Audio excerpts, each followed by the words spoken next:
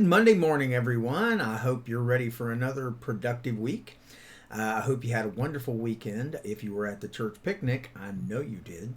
And more than anything else, I hope that you're living your very best life in Jesus Christ. Well, I came home from the picnic on Sunday and I was really excited. Our karate program seems to be going quite well. Our quilting circle is growing, which makes me excited. We have enough stuff ready for almost 2 blankets now, and I'm just tickled to death. And then I came home, and Sunday evening I got to see an update on the possible COVID cases in West Virginia.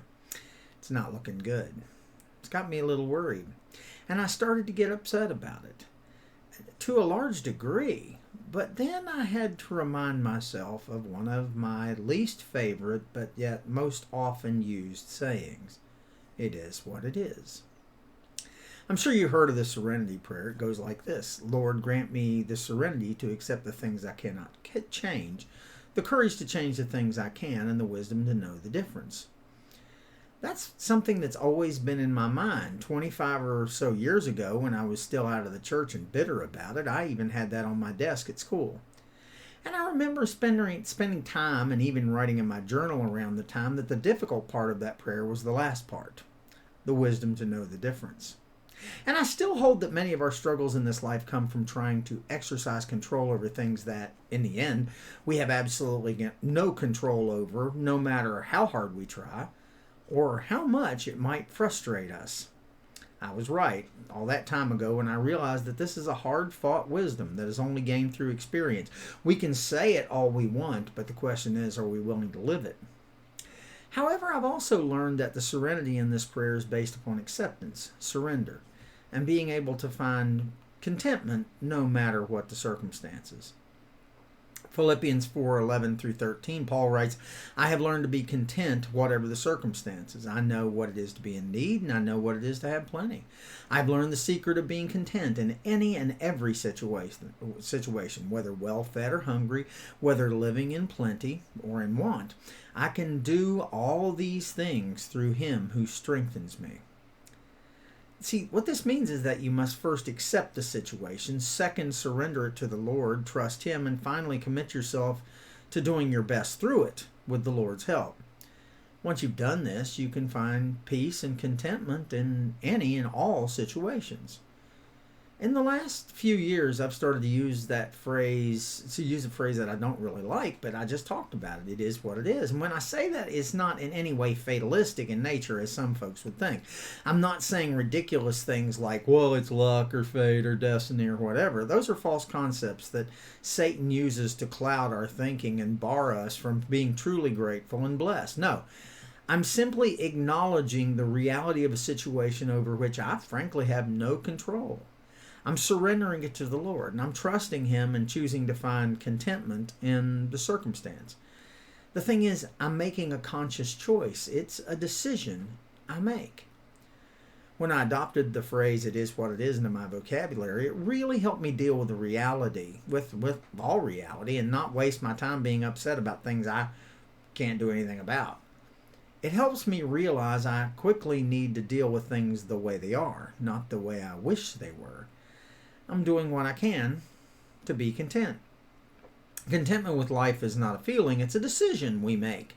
I've always believed that, and as I said, contentment starts first with acceptance. This is a simple acknowledgement of the reality of a situation. A lot of people seem to fail here because they refuse to accept the reality of what's going on. They refuse to even face it. This is self-delusion, a sign that you're not thinking clearly. When you refuse to accept the situation, it always leads to bad choices, trust me. After that, we must surrender. Yeah, I know. We certainly don't like to use that word, but it's the only word that truly fits. We must surrender ourselves to the situation and surrender it to the will of God in all matters. We have to be willing to give up the problem, lay it upon the altar, and trust him to deal with it one way or another, however he sees fit. And finally, we have to choose. Note the word choose, to find contentment. Contentment doesn't mean we never want to see change or improvement. It simply means that we'll do the best we can with what we have. And we'll maintain an attitude that allows us to enjoy the gift of life and find our joy. It allows us to not let impossible, tragic, or painful situations overcome us, and it allows us to find His peace in every storm. See, I'm blessed that by the time Kevin Lee died, God prepared Nancy and I for it by sending us trials to face where we were forced to find His peace and contentment. What a wonderful God He is. Through death and disaster, fire and flood, He was with us. And I know that He's still with us no matter what we may face. And guess what, believer? He's with you too if only you accept and surrender to His will and trust in Him and decide to be content no matter what life brings. You know, I don't talk about Kevin Lee very much. I can't change our loss, but I can certainly choose our response to it. I can trust the Lord knows our difficulties and leads the way. I can lean into the one who is trustworthy and faithful. I can fully rely on the God who never asks me to understand, but He does call on me to believe.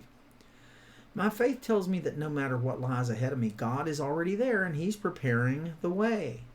So, yeah, we might have more problems with COVID. As we face many situations in life, like COVID, where we have absolutely no control, let's trust the one who does and choose to be content.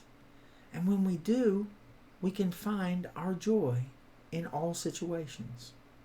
Look, it is what He is. It is what it is.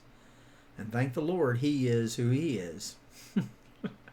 So as you go about this week, I'm sure you will run into frustrating situations over which you have no control. But just remember that it is what it is. And God is always in control. I hope you have a fantastic week. I hope to see you at our Zoom prayer meeting on Tuesday, and more than anything else at Bible study and choir practice on Wednesday. I want to thank you all for those that attended the picnic, and I want you to understand that I'm praying for everyone. I want you to know that I love you, and I'm right here if you need me. Bye-bye.